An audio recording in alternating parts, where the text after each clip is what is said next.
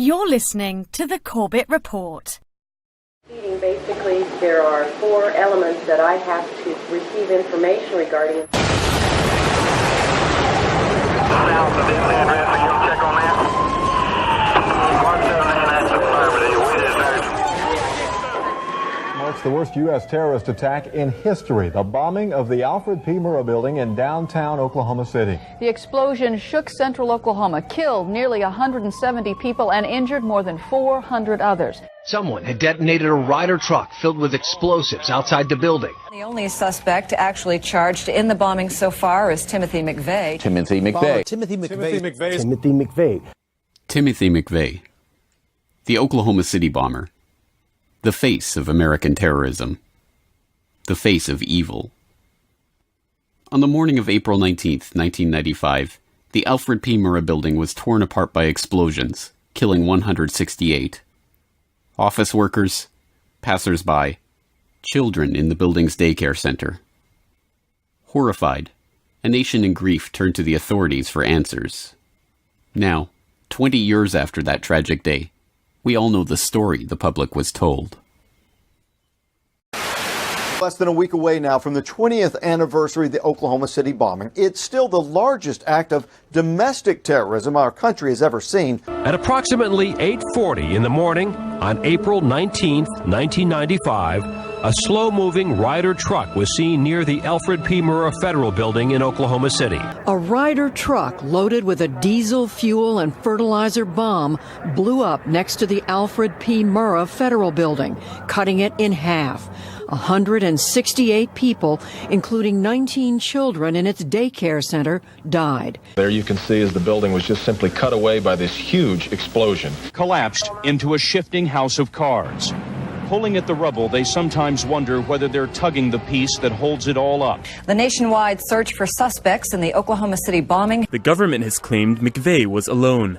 Terry Nichols was later also arrested and convicted as an accomplice. The plot was said to be an attempt to avenge the deaths of about 80 people in the government siege at the Branch Davidian compound in Waco, Texas, exactly 2 years earlier. And that story quickly centered on one man. Timothy James McVeigh was born April 23, 1968, in Pendleton, New York. Him in his neighborhood got to be pretty well known for being kind of an attention getter, an outgoing type kid. For Timothy McVeigh, guns would become a lifelong passion. McVeigh's decision to join the Army in 1988 comes after high school and a series of dead-end jobs. With his love of guns, this is a natural fit for him. He and his unit, parts of the 1st Infantry Division, the Big Red One, were sent to the Gulf and were in place, ready for war, by January 1991. When the war ended, his unit was part of the security force assigned to guard General Norman Schwarzkopf in Saudi Arabia. McVeigh says several key events caused him to, in his words, snap. Beginning in 1992, when federal agents killed the wife and young child of white supremacist Randy Weaver during a standoff at Ruby Ridge, Idaho.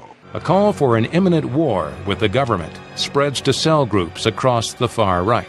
Timothy McVeigh also becomes convinced by this time. Shortly thereafter, he writes Michael and Lori Fortier, telling them that he wanted to take action against the government. He then enlists the help of his old Army buddy, Terry Nichols.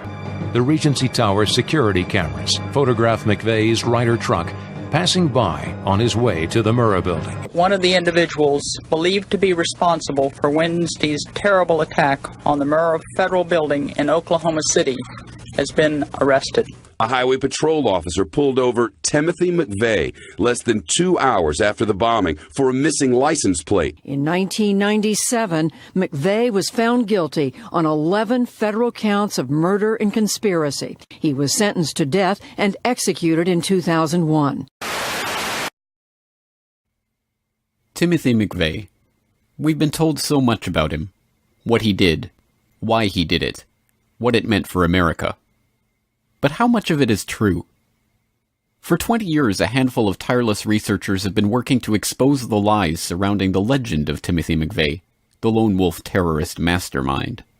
And what they have uncovered has been remarkable. These researchers are not isolated cranks, but U.S. Air Force weapons experts, Oklahoma state representatives, FBI whistleblowers, government informants, attorneys, eyewitnesses, veteran journalists, and many others whose direct experience contradicts the narrative of the OKC bombing that we have been told. But perhaps the most compelling contradiction of the official story comes from McVeigh himself. According to the official account, McVeigh had set his sights early on in his military career on joining the Special Forces, and it was the frustration of not achieving that goal that caused him to quit the forces suddenly and unexpectedly in 1991. During his stay at Fort Riley, Kansas, McVeigh had been selected to try out for the Special Forces, the exclusive Green Berets, his dream assignment in the military. And had trained extensively for it, doing hundreds of push-ups and hundreds of sit-ups every day, carrying 100 pounds of gear 13, 15 miles a day to get himself in the physical condition for the course. The Gulf War changed that for him. Sergeant Timothy McVeigh was awarded the Bronze Star for Valor and the Combat Infantry Badge for his part in the fighting. When the war ended, his unit was part of the security force assigned to guard General Norman Schwarzkopf in Saudi Arabia. Suddenly, he was told to return to the United States. His long-desired wish to try out for the Special Forces, his revered Green Berets, had finally become a reality. He was getting everything ready. He was happy. He was excited. He was moving, because he was going to the Special Forces. 1 week later, Sergeant Timothy McVeigh was at Fort Bragg, North Carolina, undergoing the strenuous Special Forces tryout. But he was not the soldier he had been before the war in the Gulf. After living in the desert for 4 months, he was physically drained, particularly the desert conditions. His equipment was wore out. One of the tests was for him to carry a 45-pound sack with him on a long journey. He was wearing new boots, his ankles were aching, his body and mind were physically out of shape. His feet were blistered, his ankle was sprained. At that point, McVeigh knew he could not pass the physically grueling Special Forces tests. It was the most devastating thing that had ever happened to him. And he sent a written notice to the camp supervisor, a voluntary statement of withdrawal. It reads, "I am not physically ready." It was his first failure in the military, and his buddies saw really an altered McVeigh when he returned from that experience. He was somebody who had succeeded in everything in the military before. Now he had failed, and he seemed somewhat embittered and soured. But in a letter to his sister in October 1993, published in the New York Times in 1998, McVeigh tells a very different story. Why would Tim, characteristically non-drinker, super successful in the Army, private to sergeant in 2 years, Top Gun, Bronze Star, accepted into Special Forces, all of a sudden come home, party hard, and, just like that, announce he was not only disillusioned by the Special Forces, but was in fact leaving the service? He goes on to answer, "Now here's what led to my current life. It all revolves around my arrival at Fort Bragg for Special Forces. We all took intelligence, psychological, adeptness, and a whole battery of other tests, out of a group of 400. One day in formation, 10 social security numbers were called out, no names, and told to leave formation. Mine was one. The 10 of us were told that out of the select group of 400, we had scored highest on certain tests. We had been selected because of our intelligence, physical makeup, and physical abilities. We were to feel special, part of a hand-picked group. We were all asked to volunteer, talk about peer pressure, to do some work for the government on the domestic as well as international front. What I learned next, both from the briefings and from the questions and private talks, included 1. We would be helping the CIA fly drugs into the US to fund many covert operations, and 2. Military consultants were to work hand-in-hand with civilian police agencies to quiet anyone who was deemed a security risk. We would be government-paid assassins." How did the New York Times address these startling claims in a feature-length article on the letter? A single parenthetical remark. The government has always denied such activities. This is a remarkable claim, to be sure, but the question should not be whether or not this version of events has always been denied in an unattributed way by an unidentified representative of an unidentified government agency, but whether or not there are facts to back up the claim. So what evidence can we find in the public record that would shed light on the question of whether or not McVeigh was, in fact, still in the military at the time he wrote the letter? And, if such information exists, how does it change the story of the Oklahoma City bombing? Firstly, it makes sense to ask whether or not such a claim is even possible. Does the military engage such task forces of undercover operatives to carry out off-the-record missions? The answer to that question is yes. That answer comes from a number of sources, including Colonel L. Fletcher Prouty. As a colonel in the U.S. Air Force and Chief of Special Operations for the Joint Chiefs of Staff, Prouty worked from 1955 to 1964 as the liaison procuring military supplies, equipment, and logistics support for CIA Special Operations worldwide. In his 1973 tell-all, The Secret Team, Prouty discussed the inner workings of America's intelligence community, noting, "Sheep-dipped is an intricate Army-devised process by which a man who is in the service as a full-career soldier or officer agrees to go through all the legal and official motions of resigning from the service. Then, rather than actually being released, his records are pulled from the Army personnel files and transferred to a special Army intelligence file. Substitute, but nonetheless real-appearing records are then processed, and the man leaves the service. He is encouraged to write to friends and give a cover reason why he got out. He goes to his bank and charge card services and changes his status to civilian, and does the hundreds of other official and personal things that any man would do if he really had gotten out of the service. Meanwhile, his real Army records are kept in secrecy, but not forgotten."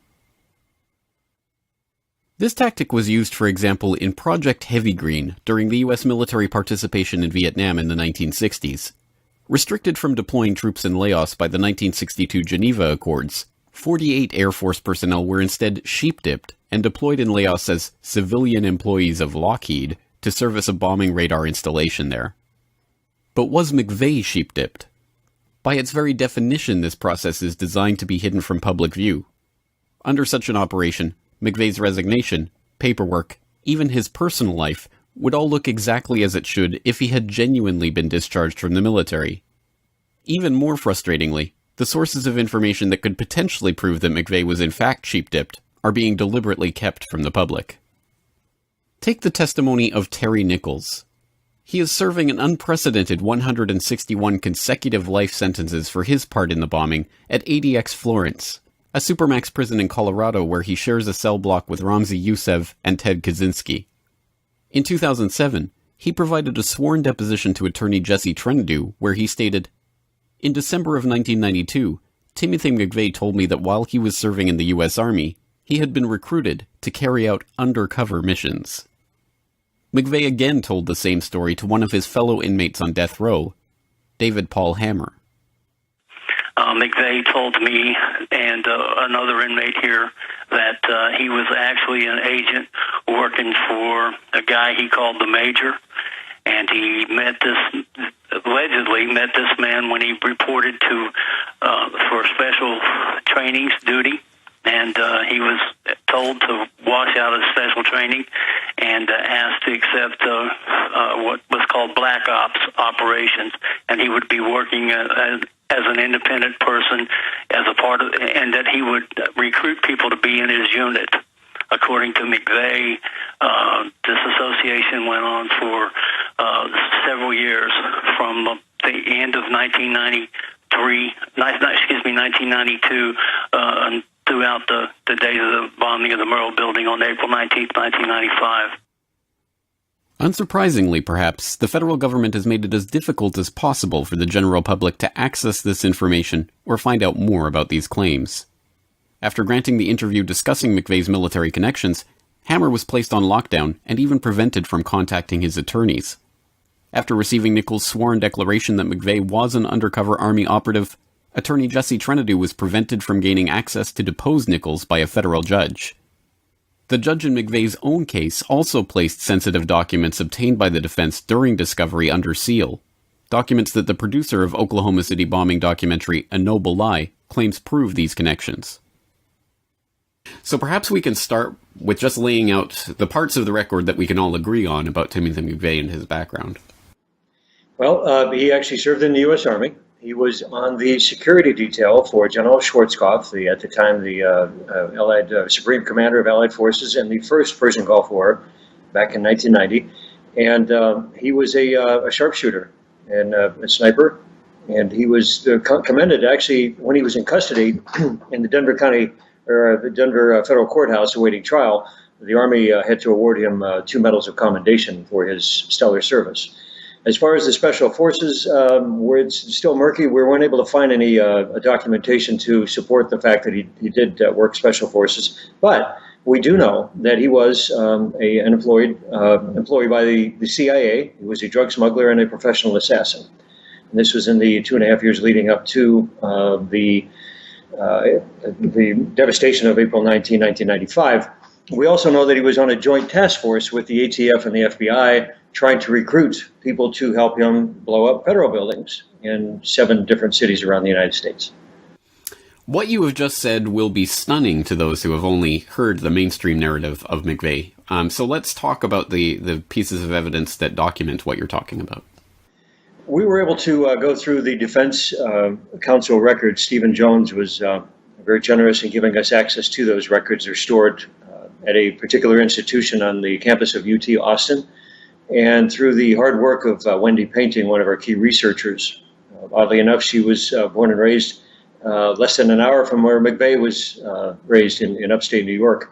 But she had paid several visits to Austin and was able to access these records. The curator of the institution was very kind to us as a film crew. And I had the honor of actually joining her about the 2.5, 3 months she was down there, off and on over the course of 9 months. I joined her for 3 days and saw what she was going through and the records. I mean, this is what the Defense Council, through a discovery process, was able to put together. Unfortunately, the trial only lasted 3.5 weeks, so they weren't able to present a lot of this evidence. And it was by the efforts of Judge Maish, who was the presiding judge. He put a lot of these records under seal, was never allowed to present to the defense or to the jury or the prosecution. The prosecution wasn't even aware of the records. So it was a very stunted and very unfortunate set of events on that short trial. So what does this evidence amount to? Are these claims true?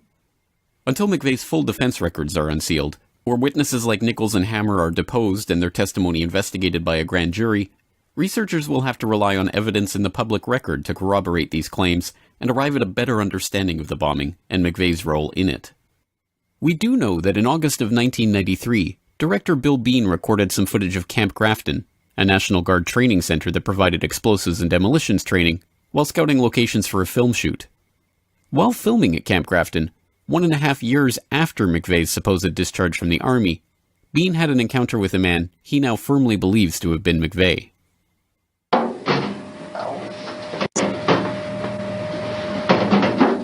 So what's your job? What was that? What's your job? Oh, parts clerk. Oh, you just parking this one, huh? Yeah, basically. Hi, my name is Bill Bean. I work in the film industry. On August 3rd, 1993, I was at Camp Grafton, North Dakota. Camp Grafton is a military training academy for the United States Army, the Army Reserve, and the National Guard. The reason I was there was to scout locations for a film project I was working on. I was given a tour of the base, designated by Colonel Dahl. We were by the motor pool, and there were a large group of tanks that were parked there. I saw 2 soldiers parking an armored vehicle. I asked the billeting director if I could go over and interview the soldiers. So I walked over to the armored vehicle. It had a porthole in the back. I entered inside. The soldier who had been driving the vehicle was closing a hatch in the front. When he turned around, he looked at me and he froze. I had my video camera running, and I said to him, "What's your job?" And he looked at me and he said, "What?" I said, "What's your job?" He says, "I'm nobody, I'm just a parts clerk." On August 3rd, 1993 is when I videotaped and interviewed Timothy McVeigh a year and a half after he was supposedly out of the military completely.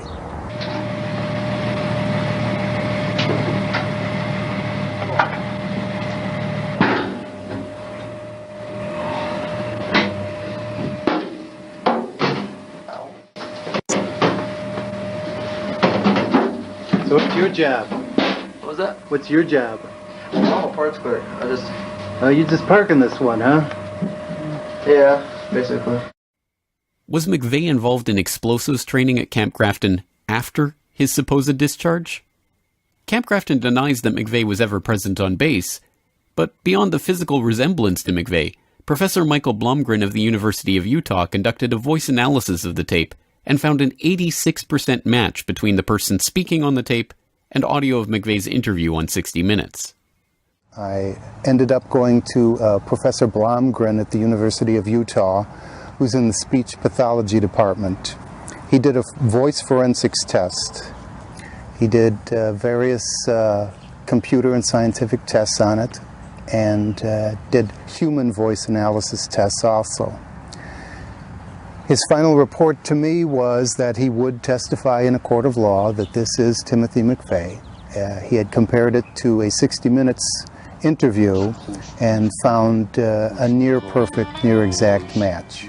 This footage is possible corroboration of McVeigh's story, but it is only that. Possible corroboration. What else can we find on the public record that helps to back up this fantastic tale of McVeigh as a sheep-dipped Special Forces operative? Let's start by examining Nichols' Declaration.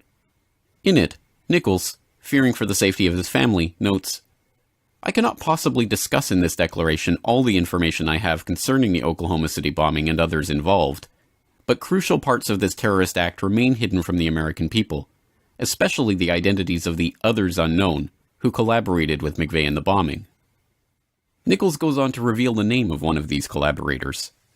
After noting McVeigh seemed upset and angry in learning about a change in targets for the bombing, Nichols writes that, in what I believe was an accidental slip of the tongue, McVeigh revealed the identity of a high-ranking FBI official who was apparently directing McVeigh in the bomb plot.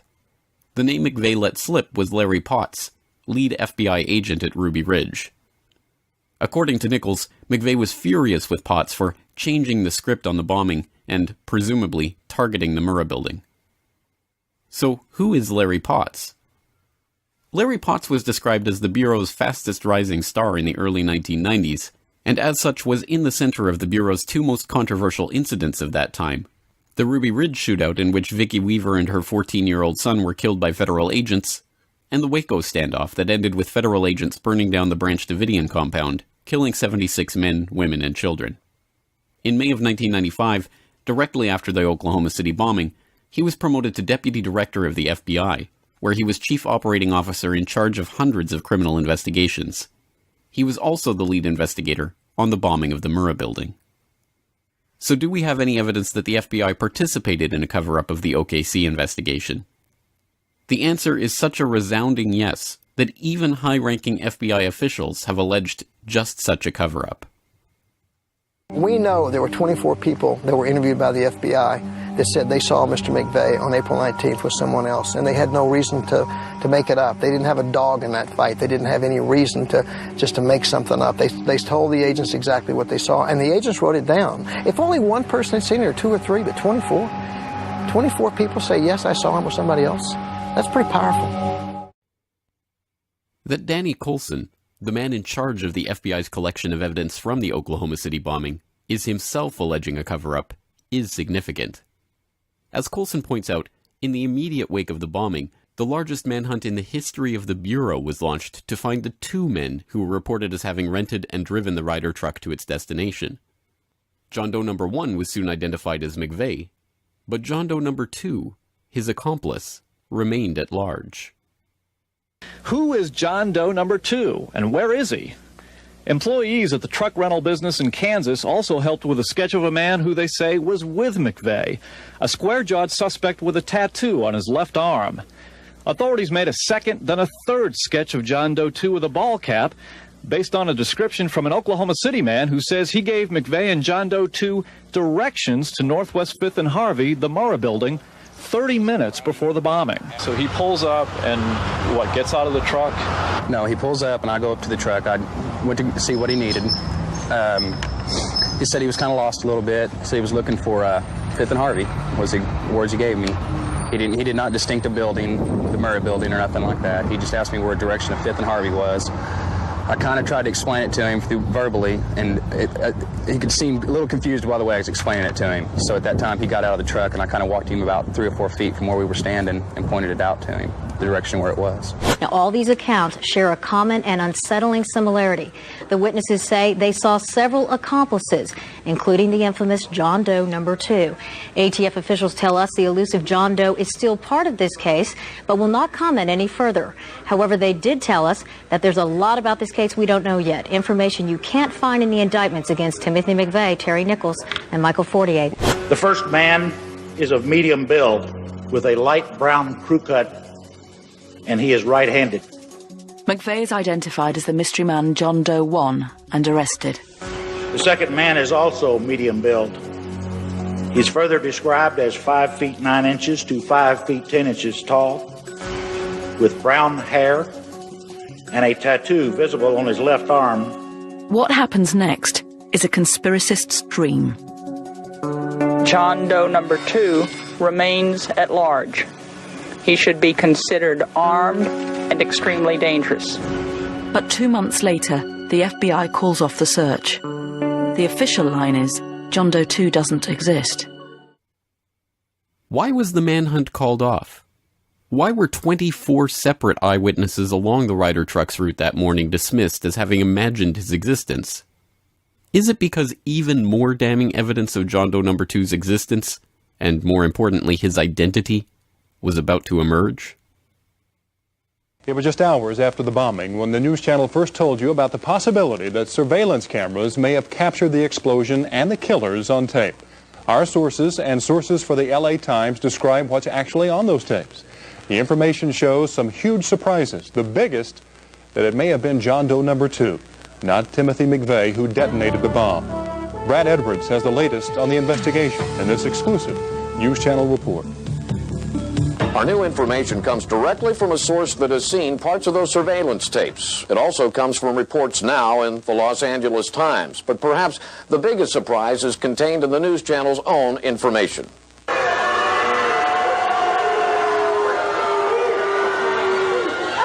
Timothy McVeigh was not the last person to leave the Ryder truck.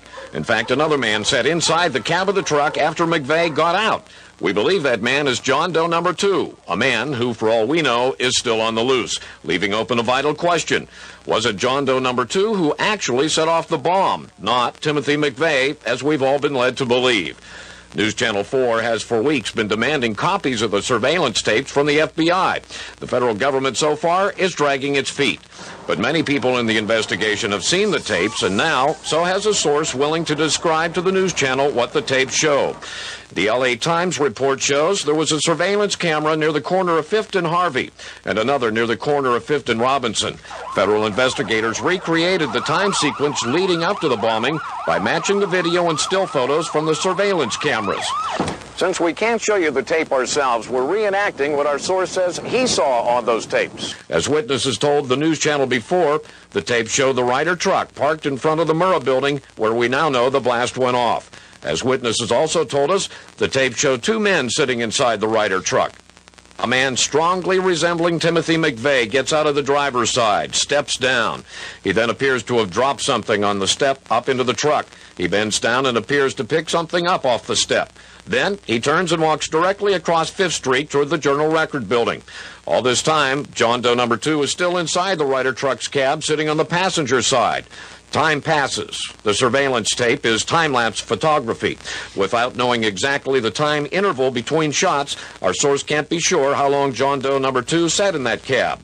What was he doing all that time? Then the tape shows John Doe number 2 getting out of the passenger side of the Ryder truck. Again, the tape shows that a bombing witness accurately described what happened next to News Channel 4. I was standing in the building, and I looked out the window, and I seen the Ryder's truck, and I seen the man get out of the Ryder's truck. The tape shows John Doe number 2 getting out, shutting the passenger side door. He steps toward the front of the truck and is momentarily out of the frame of the surveillance camera. But shortly, he appears back in frame, walking toward the rear of the truck, still on the sidewalk in front of the Murrah building. Again, he turns east toward the front of the truck, looking toward the street. John Doe number 2 then walks diagonally across 5th Street toward the east, as if heading toward the YMCA or the intersection of 5th and Robinson. He again leaves the frame of the camera. Another camera shooting from another angle clearly shows the actual explosion that destroyed the federal building and killed 169 people. In any normal trial, the footage of the defendant at the scene of the crime with the alleged murder weapon would be the centerpiece of the prosecution. But this was no ordinary trial. Not only did the FBI never produce the surveillance footage in court, they never released it at all. Despite multiple sworn affidavits showing that the tapes exist, that they show John Doe number 2, and that the cameras were removed from the scene by the FBI on the day of the bombing, they have still never been shown to the public. After a years-long court case that continues to this very day, the FBI claim that they have searched their records for the tape, but they just can't find it. So why is the FBI so concerned about keeping this footage from the public? It shows two things which could completely change our understanding of what happened on April 19, 1995. The first is the possibility that the Ryder truck bomb was not the only bomb at the Murrah building that day. The first bomb that was in the federal building did go off. It did the damage that you see right there. The second explosive was found and diffused. The third explosive that was found, and they are working on right now as we speak, I understand, both the second and third explosives, if you can imagine this, were larger than the first. That they have found a second explosive device of some kind inside this building. Justice Department is reporting that a second explosive device has been found. One device was deactivated. Apparently there's another device. That in fact 2 different explosive devices were found in addition to the one that went off. A second bomb was found on the east side of that building. A bomb squad is on the scene. The medical teams downtown are unable to get into the wreckage to retrieve more of the injured because of the presence of other bombs in the area. I just took a look down the street at the Murrah building again. I see another bomb truck going, so apparently they're going to try to get out that third bomb that's been talked about. As retired U.S. Air Force Brigadier General Ben Pardon noted in an exhaustive report in the wake of the bombing, the evidence is conclusive that the Ryder truck bomb could not have accounted for the damage done to the Murrah building. I went to a 2-year graduate program, 8 quarters of armament engineering graduates, the first course that was ever set up. And after that, I worked at the Ballistic Research Laboratories at Aberdeen, which was 2 years of hands-on work designing, developing continuous rod warheads for the Bomark missile and other weapon systems. Well, the truck bomb, even though it was fairly massive, was somewhat removed from some of the structures that were damaged. It clearly had some what you call broussance damage, where the blast pressure was way above what you would expect to get from the truck at that distance. Broussance damage is that caused by an explosive whose blast wave is powerful enough to shatter and destroy the material affected. The problem with the failed columns at the Murrah building is at that distance, the air blast from an anvil bomb would have been 10 times less powerful than what was needed to dissolve the concrete and cut the rebar. Those columns, had they failed due to air blast, should have broken with sharp chunks of concrete connected by rebar, not sheared off at critical points. Broussance damage indicates contact explosives placed directly on the beams.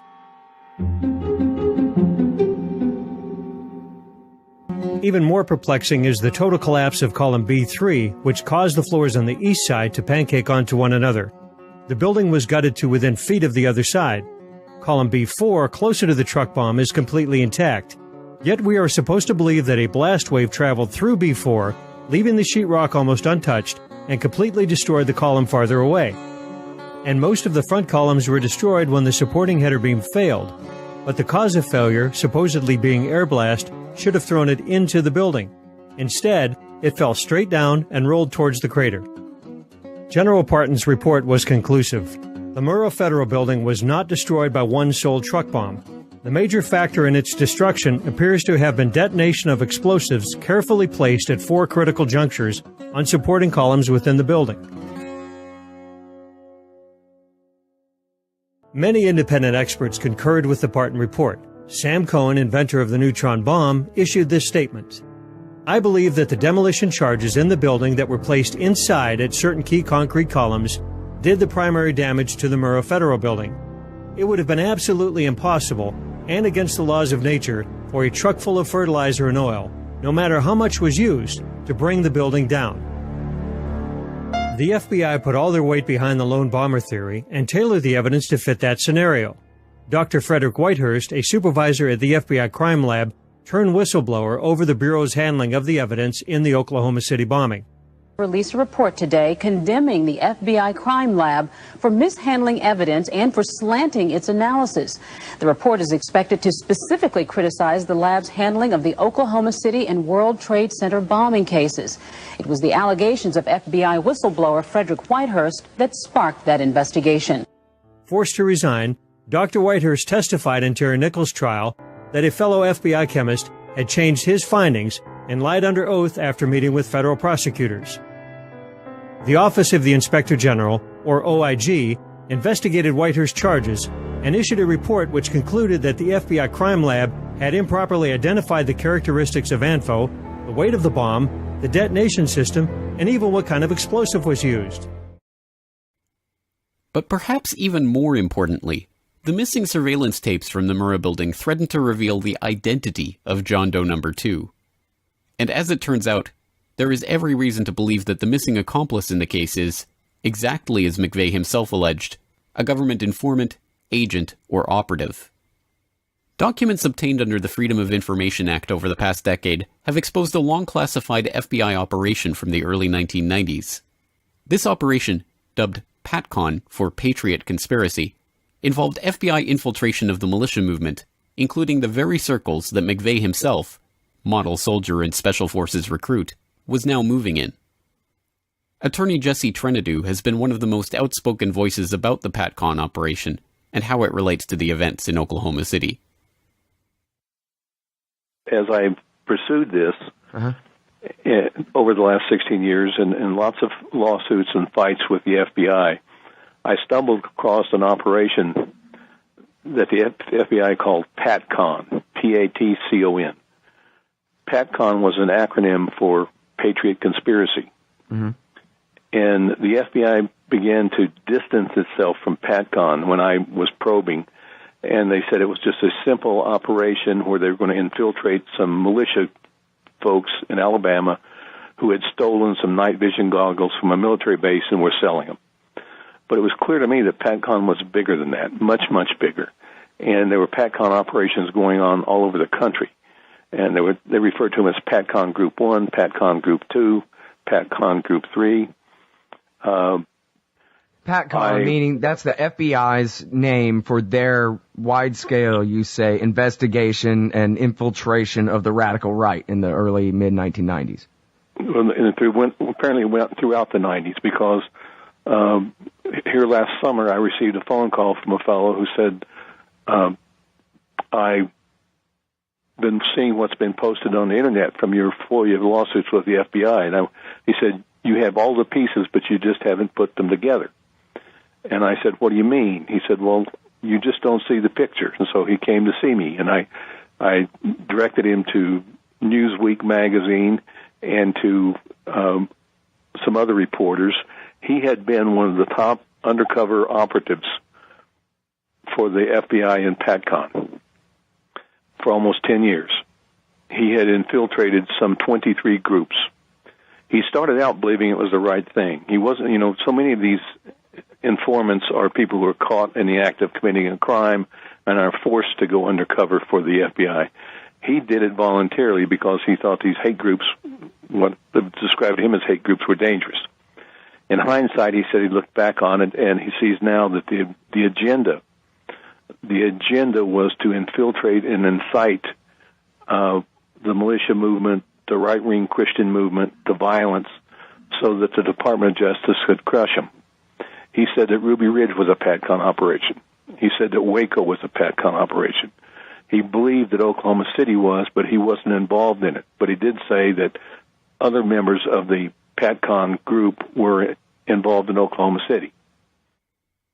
At the center of the many threads of this operation was Elohim City, a white supremacist compound in Oklahoma whose chief of security was the enigmatic Andreas Strassmeyer, son of former German Chancellor Helmut Kohl's chief of staff, and a former lieutenant in the German army with military intelligence training. And we have another angle on this as well from Carol Howe. Are you familiar with her case? She was actually hired by the ATF to infiltrate the compound in Elohim City, which was in eastern Oklahoma, almost right on the Arkansas border. And they gave her ordnance, they gave her pipe bomb material, everything to just find out if the people within Elohim City were, capable of actually doing something, such as the Oklahoma City bombing. And come to find out, there was ATF and FBI informants that she didn't even know about. So it was really an odd mix of informants. They're not communicating with each other. Catastrophic breakdown in communication. I gave them warnings, targets, specific targets, addresses of targets, names of targets. I know of too many people that were talking about that building, talking about Oklahoma City, talking about doing something on that date using a truck bomb. In her report to the ATF in December, Howe reveals that Strassmeyer planned to forcibly act to destroy the U.S. government with assassinations, mass shootings, and bombings. He said he wanted to go blow up federal buildings. I mean, just point blank, that's what he said he'd like to be out there doing. Jane Graham, an eyewitness who worked in the Murrah building, observed Strassmeyer in the building the week before the bombing, going over blueprints and carrying what looked to be the components for C4 explosives and detonators.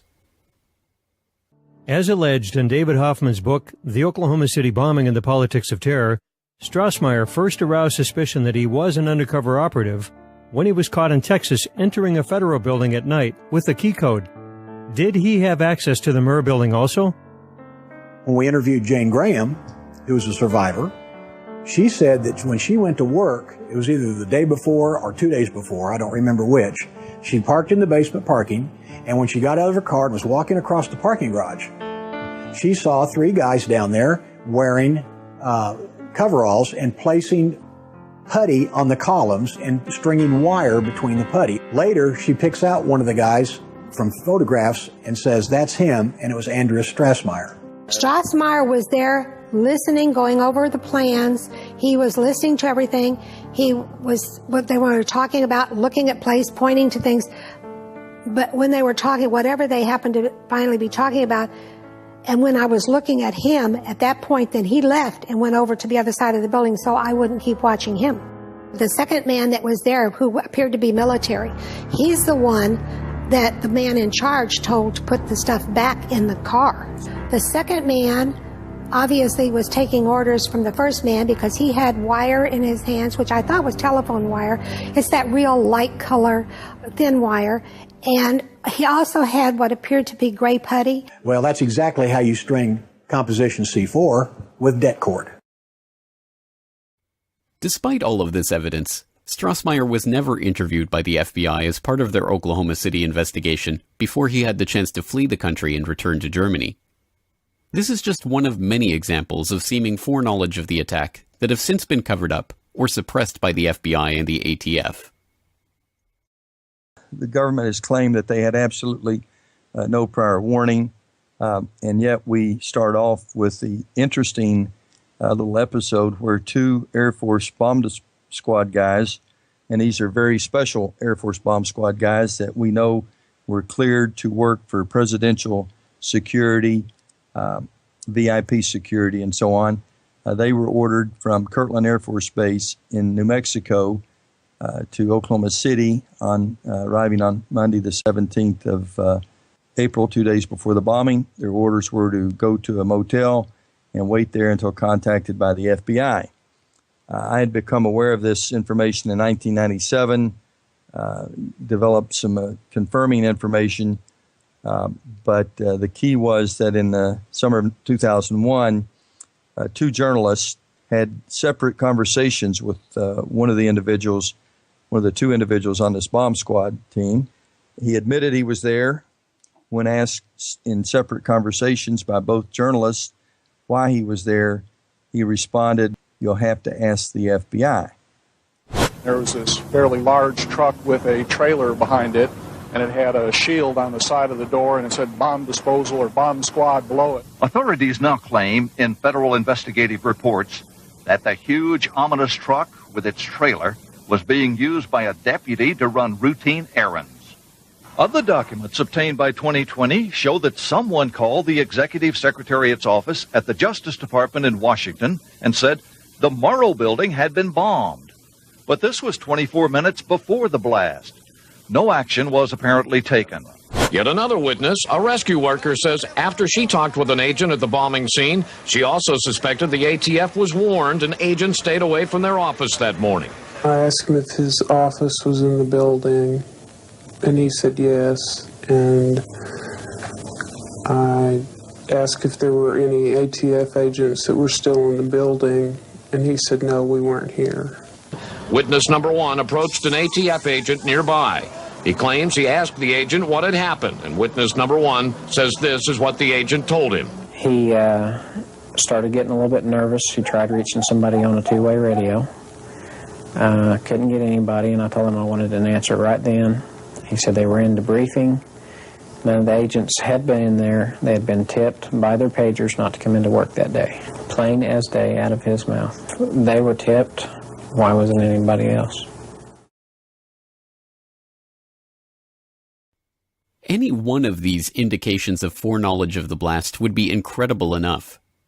Taken together, they provide corroboration of the thesis that the government in fact had informants in the plot and were allowing it to go ahead. But more startling by far than all of these accusations is the case of dipole might. Dipole might was an ATF project to familiarize BATF agents with truck bomb debris patterns and to calibrate the effect of vehicular explosions on a variety of materials and structures.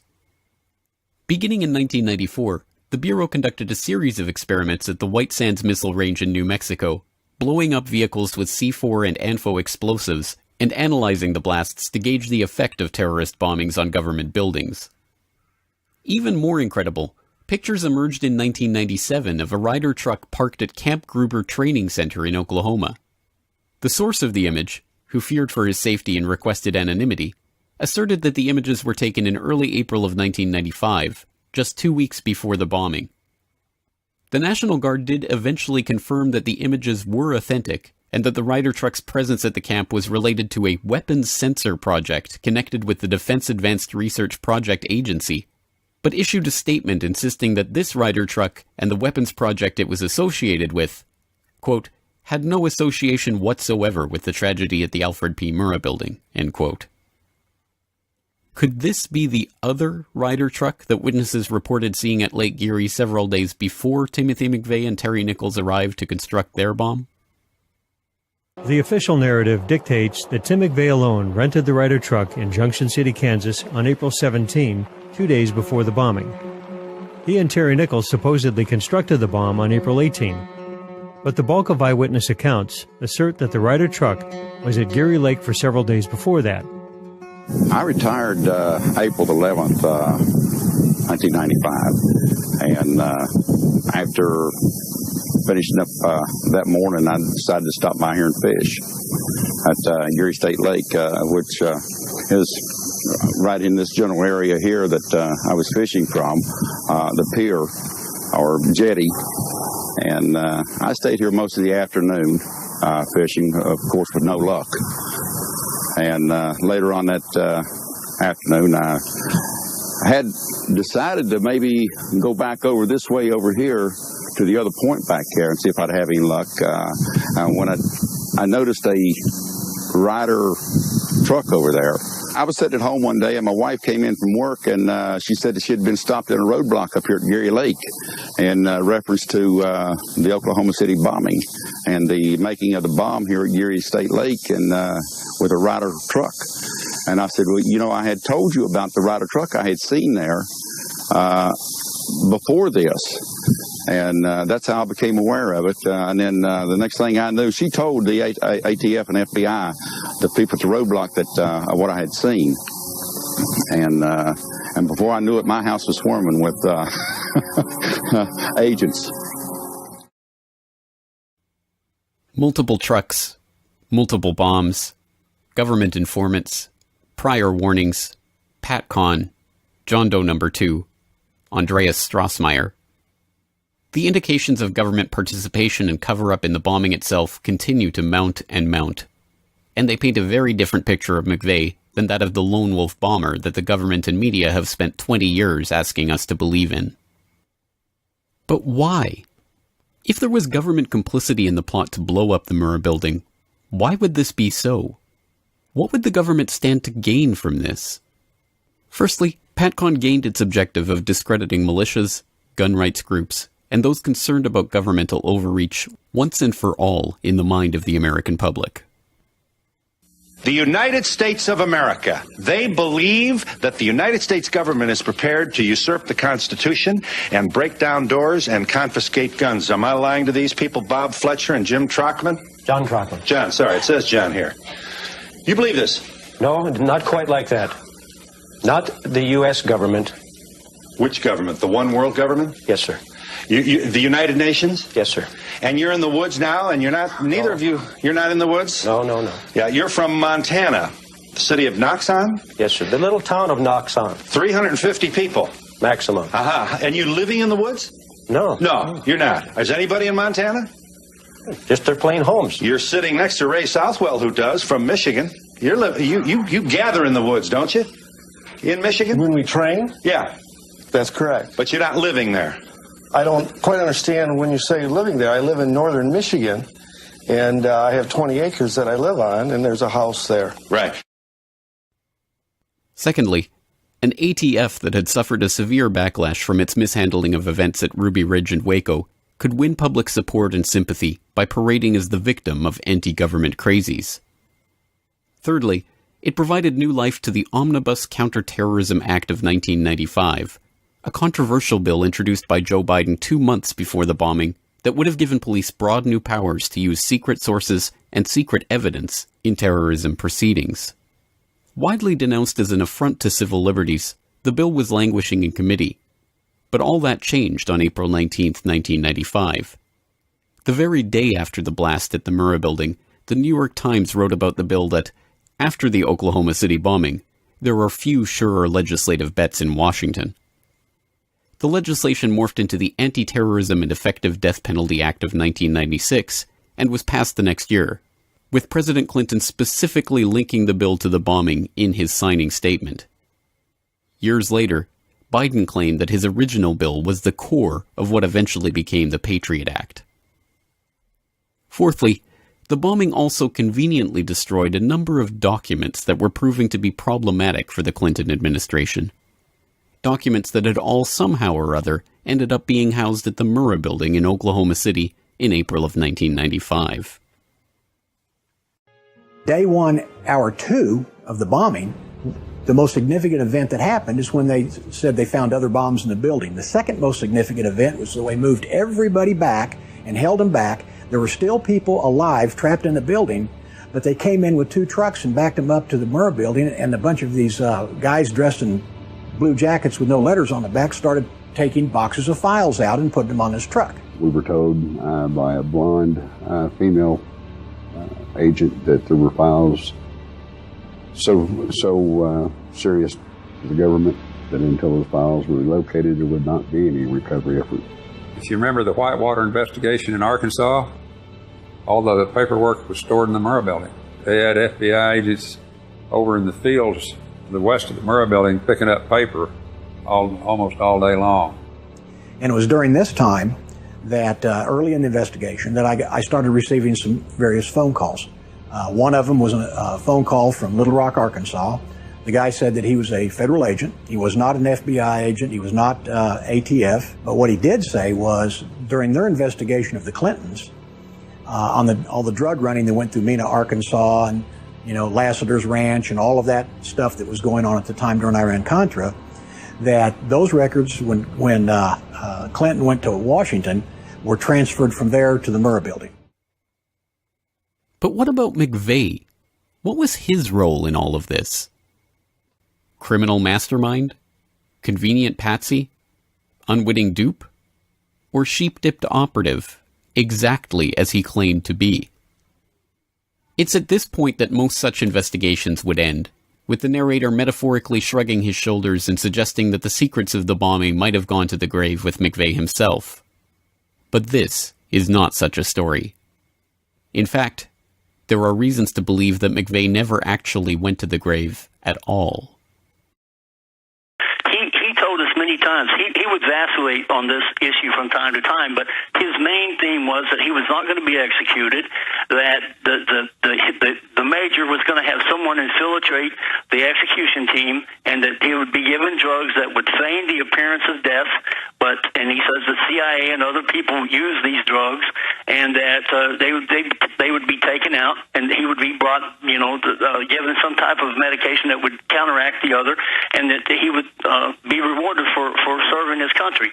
And it sounds a little bit far-fetched, but I mean, I've talked to several people who witnessed the execution, including Janie Coverdale, and she doesn't know one way or another whether Tim was executed. He was covered up from toe to neck, and he couldn't see any type of IV lines or anything running into his veins. And so she clearly says that she doesn't know if he was executed or not, and she watched it. So, I don't know if Tim McVeigh is dead. McVeigh spent much of his time on death row fighting for a very unusual request: to not have an autopsy performed on his body after his execution. Autopsies are standard procedures after federal executions and would have been performed on McVeigh, but his request was granted and no autopsy was ever performed. During the execution itself, one of the eyewitnesses, Susan Carlson of WLS-AM radio, reported McVeigh, quote, appeared to be still breathing, or what appeared to be shallow breathing, even after being pronounced dead, and his eyes remained open, end quote. After the execution, prison officials admitted to using a decoy to throw the public off the trail of McVeigh, who was ostensibly transported to a local funeral home and cremated before his ashes were turned over to his attorneys. Perhaps it's appropriate, in a sick way, that we don't even have closure on this, the one part of the OKC bombing story that even the most incredulous have long believed was unquestionable. After all, the only constant in the case is that at every turn, the government has lied about what they know, withheld evidence, and otherwise kept the public in the dark about what really happened that day. Meanwhile, those brave few who have sought to shed light on these issues, or just gotten caught up in the story, have ended up with their lives transformed, their reputations shattered, and, in some cases, have lost their lives. All in maintenance of this mystery. Anti-government extremist. Is one man. Timothy McVeigh. Timothy McVeigh. McVeigh. Timothy McVeigh. Timothy McVeigh. Timothy McVeigh. McVeigh. Timothy McVeigh. McVeigh. Timothy McVeigh. Timothy McVeigh. At one time a sergeant in the McVeigh. United States Army. Timothy McVeigh. A large portion of that building has collapsed and fallen away from the rest of the building. At the moment,